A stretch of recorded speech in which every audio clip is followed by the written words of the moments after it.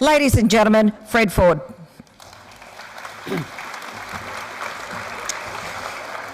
How are you? We've got a little bit of a problem. My PowerPoint has disappeared off into the ether. So I hope you'll bear with me, and I apologise for that. First thing I'd like to do is acknowledge the Wurundjeri people whose land we're on and pay my respects to their elders past and present.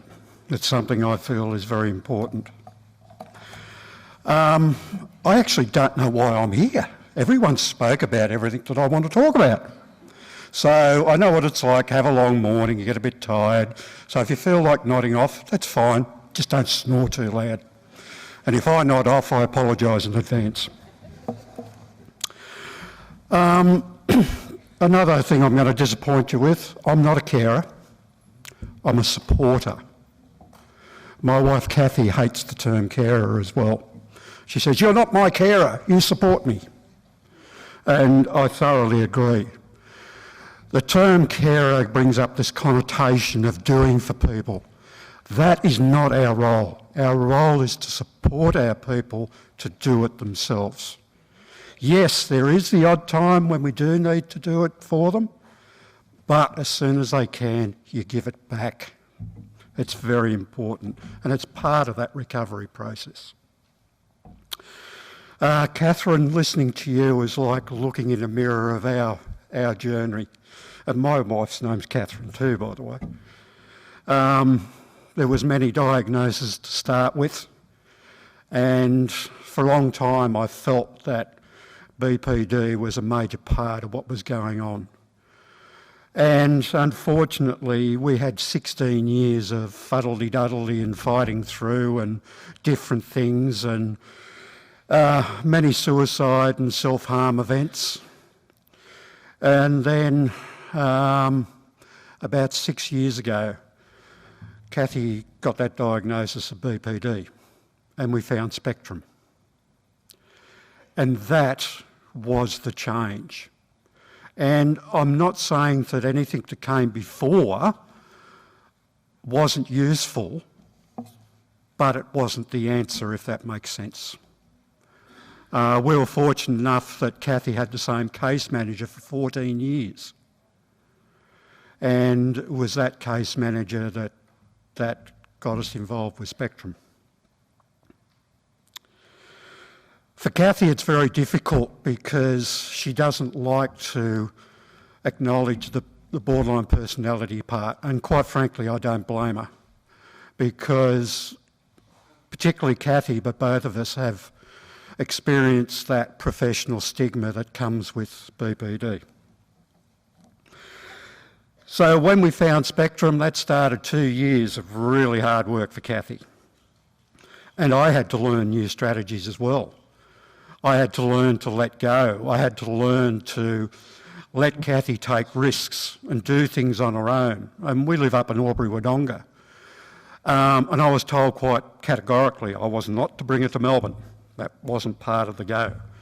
So every Wednesday during school terms, there was a 16-hour day where I would drop her off at Wodonga Station at 6 o'clock in the morning, and I would pick her up about 10:15 that night. She would travel down, travel out to Maroondah, do the program, and then travel home again. There was times I'd get a phone call about 6 o'clock when she was at the station. Something had sort of rumbled the things that day, and we'd have a chat. Or I'd get a feeling that I needed to make a phone call, and I'd give her a ring just to have a chat. But the thing was, and I've had people say to me that I'm a hero. Oh, I'm not the hero. Kathy is. I've just been there along for the ride. And when we look at things, particularly the BPD Treatment Guidelines, they talk about the limited effectiveness of hospitalisation and medications and the interventions for people with BPD. And our experience is a very good example of that.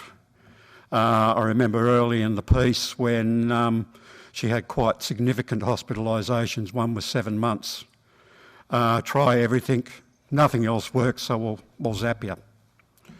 And I look at ECT in that way because it was very traumatic for us. And I've got to say, for 95% of people where the treatment's appropriate, it works for them, but not in our case. And it was very difficult to try and get through to those that know that it didn't work. So Spectrum was the last resort when all other avenues had been exhausted. And as I said, it took commitment from Kathy to see the program through, and I had to learn as well along the way. And it was quite funny because Jackie, who's no longer with Spectrum, we learned off each other. Because as we know, people with BPD often, the relationships are the things that suffer, particularly family relationships. So she wasn't all that used to working with family members. Normally it was just the person. So we learned a lot from each other in that respect. So there was the difficulties we faced, particularly around the stigma. And that wasn't just professional, that was also friends. I remember one very good friend of Kathy's ringing me one day, and it was just after an overdose episode, and she was in hospital, and the conversation went something like this. Oh, you know, how are you going? I said, yeah, fine. The kids, oh, they're struggling a little bit.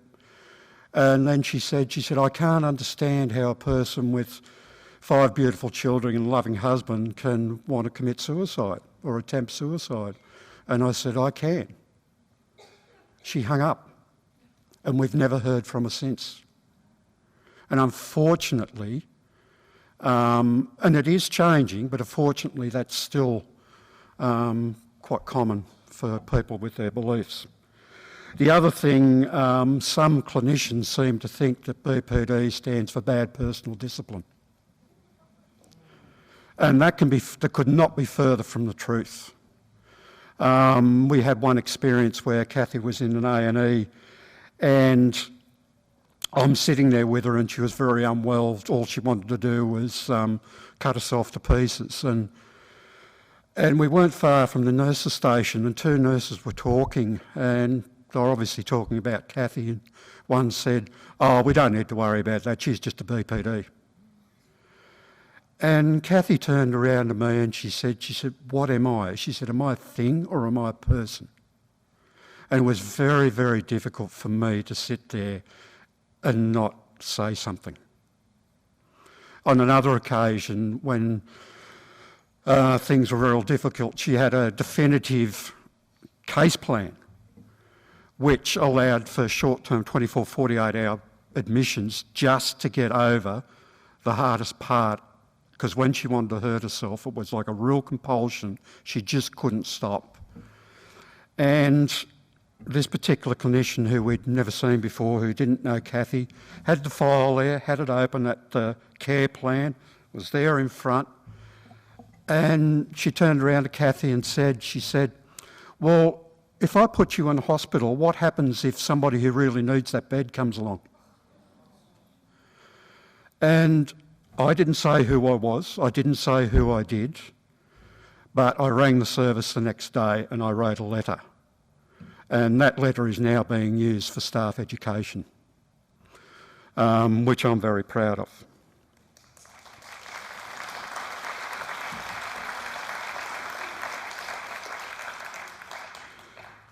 Another difficulty is with some professionals, and I'm saying this is a small majority of professionals, not all professionals, because there are some brilliant professionals out there, and I've worked with some of them.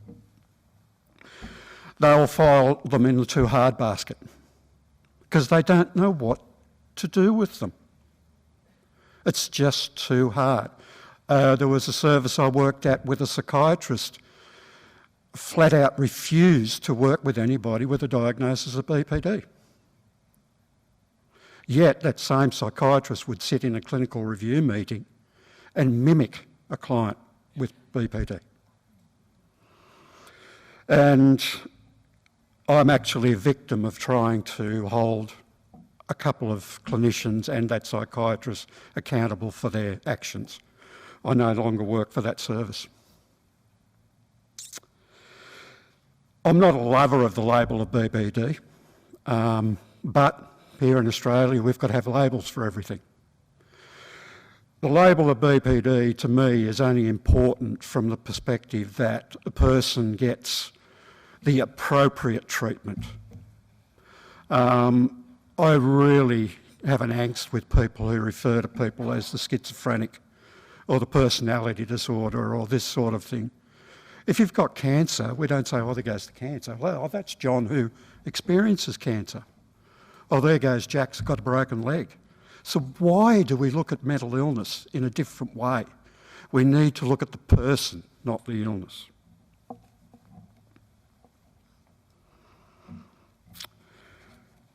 Another common problem, I think, in the public system is that the limitation to DBT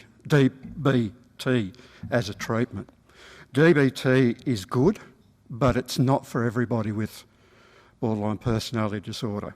And I think this is where Spectrum's so good, because where they work with people is they tailor the program to each individual.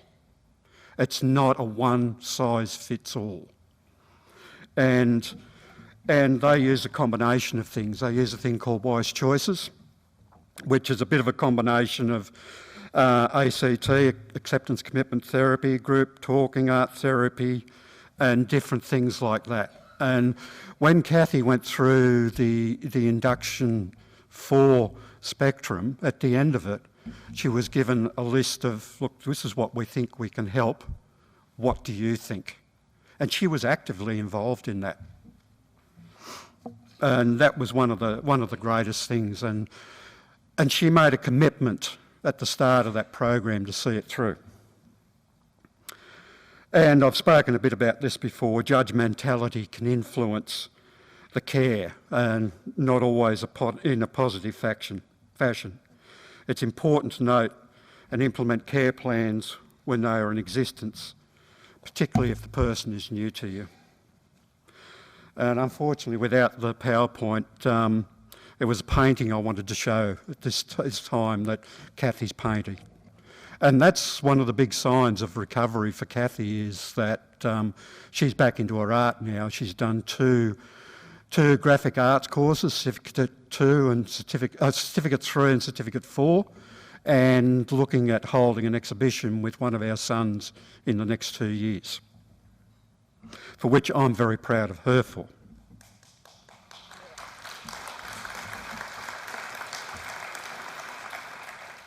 She painted this painting when things were really bad, and basically what it is, it's a group of families, and it's done in various shades of grey, and across the top there's a black vine, and the offshoots of this vine come down and they enwrap certain members of each family, and she calls it the dark days.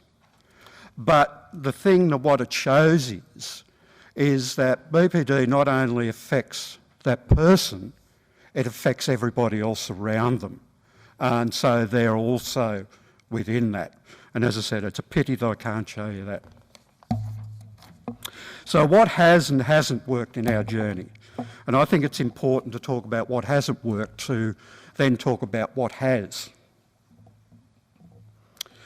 So often the diagnosis symptoms are treated, and that's with hospitalisations and medications, but quite often not the causes of the effects of the person's life experiences. And these things need to be done in tandem, and I know that people have said before we don't need to go back, and I agree with that, because Kathy went to a psychologist at one stage who tried to do the let's get back to the inner child thing, which actually made the whole situation a lot worse. But we do need to work with what's happening in the inner now with the person. They have a diagnosis, but it's not the thing that we need to chuck medications out or throw people into hospital, but we need to work with what's happening in the then and now. It's also important not to push the person beyond what they can cope with, and that happened on a couple of occasions, which led to some quite catastrophic consequences, such as overdoses or major self-harm.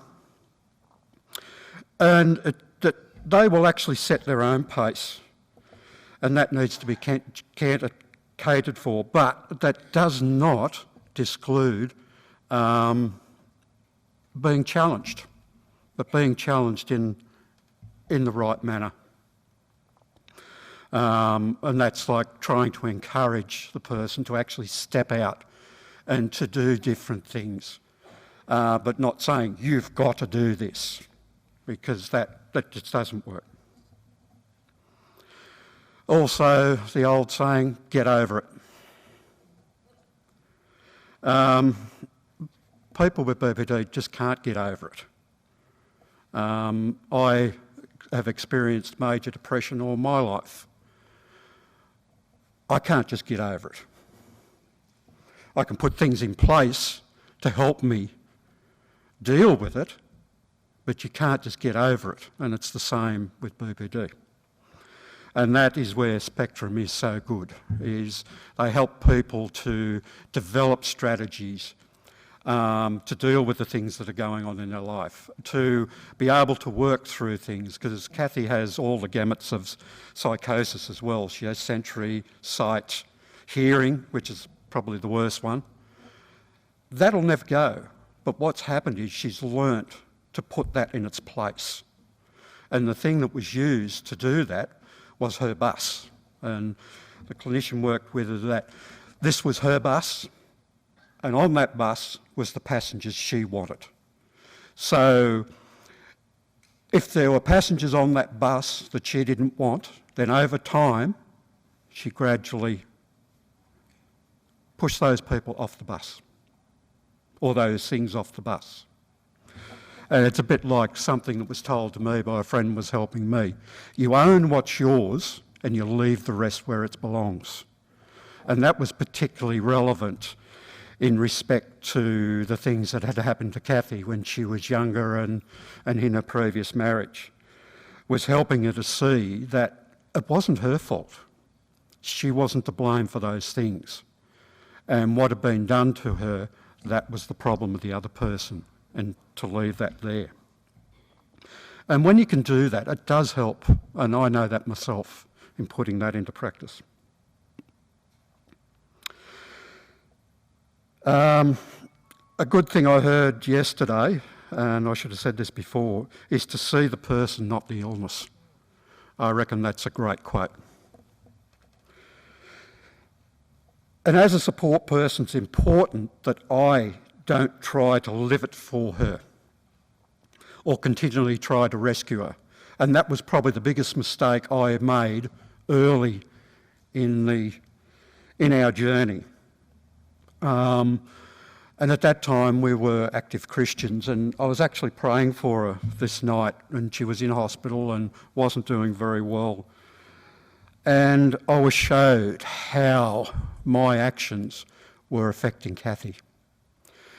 That was a very powerful point for me, because I thought I was doing all the right things.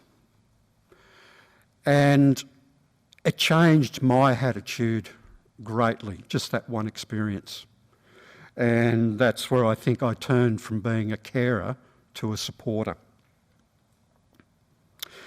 The person you are supporting needs room to create new experiences and relearn things that we take for granted. And Catherine spoke a little bit about that, in having to, part of the recovery is relearning things, particularly the social aspects of life, because for a lot of people with BPD, they can lose those social skills that the rest of us take for granted, particularly in closer relationships.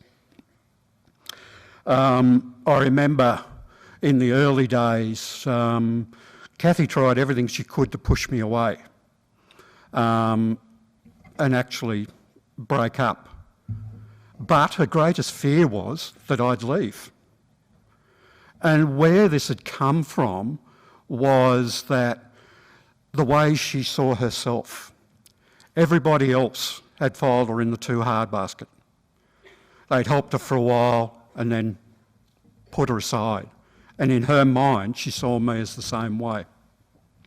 I don't advocate that anybody else do what I did, but what I did was I sat down and I wrote a letter to her.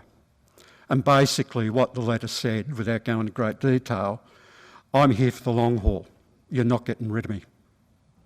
And I had the friend that was supporting me said, well, you know, you realise that can come back to bite you on the bum. And I said, yeah, that's exactly what I want.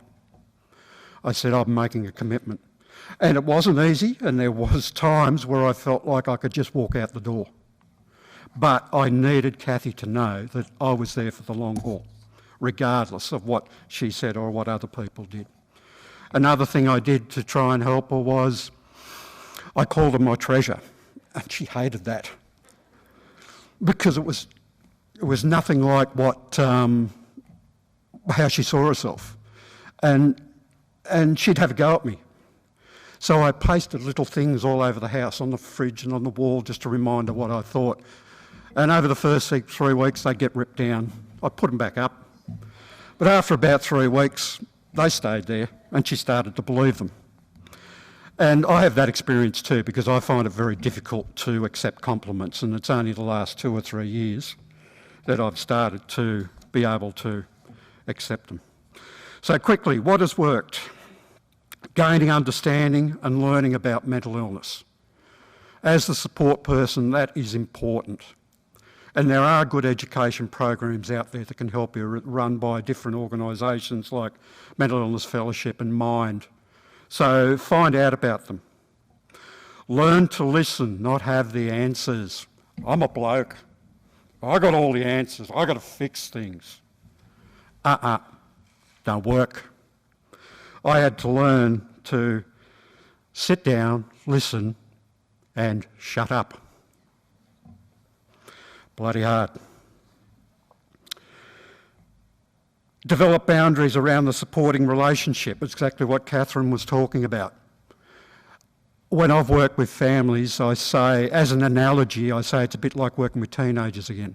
They are comfortable within set boundaries. And it's the same when we're supporting someone in this situation. And it's not to say that they're a teenager, but it's just the nature of the illness. We set boundaries and we're consistent with those boundaries, then the person knows where we're coming from, they know what they can do, they know what they can expect from us. And when you start doing that, I'll tell you, the first 3 or 4 weeks will get worse before it gets better. Because, like teenagers, they will test them. You're not serious.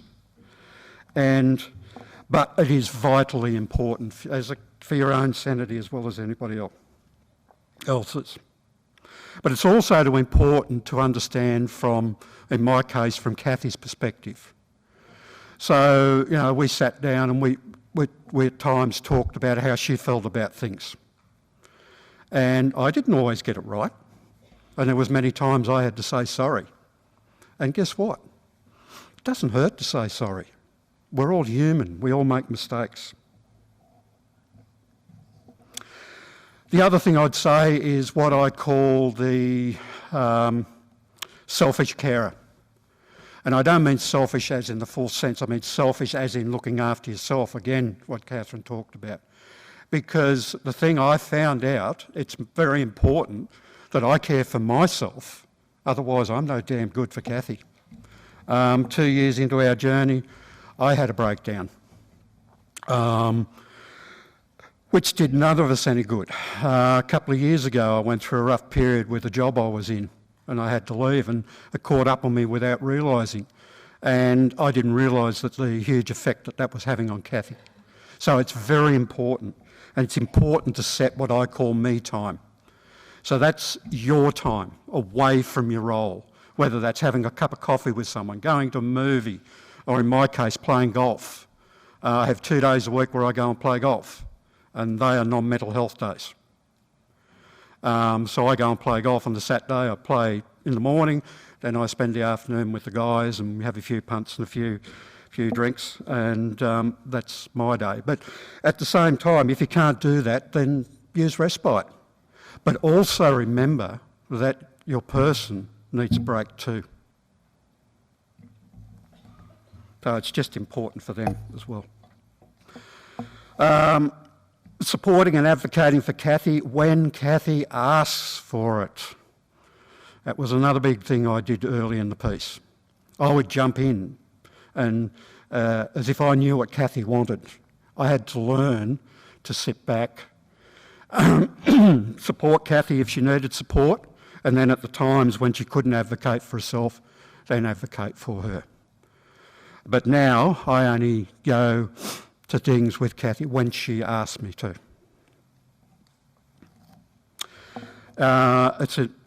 It's important to also realise that some behaviours, while being directed at you, is not directed at you, if that makes sense. It's part of what's going on for them, because what would happen when Cathy became really unwell, I would take on the persona of somebody else and she would see me as them. And so it was very important for me to learn what behaviours were Cathy and what behaviours were the illness. And there is a distinct difference between the two. And set boundaries around that. And while I made allowances for the illness, I also had a threshold that once it hit that, I'd go, hey, woo, stop, you've gone too far. And I'd walk out. And generally speaking, what would happen then was about half an hour later, either I'd go and talk to Cathy, or more often than not, she'd come up to me and we'd talk about it, and she would say sorry if she was wrong too. The illness is a reason for behaviours, but it's not an excuse. And I think Catherine spoke a bit about that as well.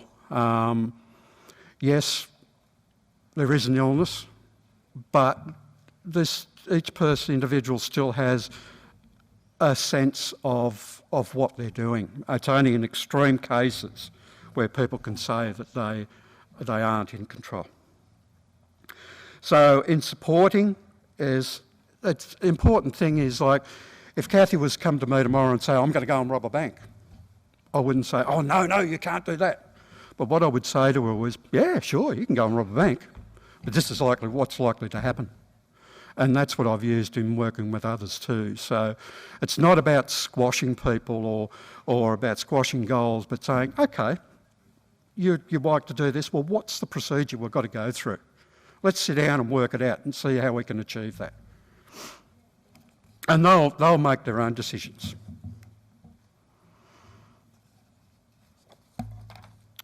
So for Cathy, was having an understanding, professional and social network. That was really important.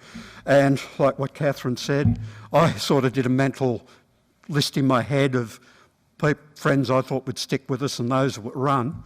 I was wrong. The ones I thought would stick, they got going as quick as they could. The ones I thought would run have been our biggest supporters. So don't pretend to know how things will work out. Progressing at pace that Cathy was comfortable with. A psychiatrist we had early in the piece was exceptional with that until he retired. He never pushed her but allowed her to work at her pace. I still don't know all of Cathy's stories, but she tells me bits over time and other bits I've put together. It's not important. Not anticipating Cathy's needs. Myself, Cathy's case manager at Spectrum and her case manager at Wodonga all decided after the first 3 terms of Spectrum that it was too hard for her and she took the 4th term off. She turned around and she said, no, I've made this commitment, I'm keeping going. So don't anticipate what their needs are. Being allowed to take ownership of an illness. Being treated like a responsible adult rather than a mentally incompetent person. Relearning appropriate behaviour patterns, because what a lot of Cathy thought was normal wasn't reality. And I've got to quickly say, I hate that term normal. What is normal? Normal for that person would be different for that person over there. And Cathy said to me at one time, I wish we could be a normal family. And without even thinking, I turned around and I said to her, this is our normal. So please, don't refer to people and say, you need to be normal. What is normal? Learning to accept the self and not what others thought. So that's the accepting what's yours and leaving the rest alone. And to finish, I had another nice little photo. A photo of a road, a country road up near where we live with in big letters, never give up, and then down the bottom, road to recovery. There is a road to recovery and there is hope. Stay there. Thank you. Stay there.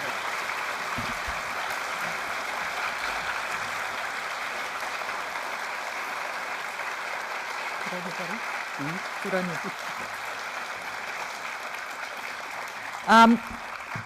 I've decided that Fred needs a few labels.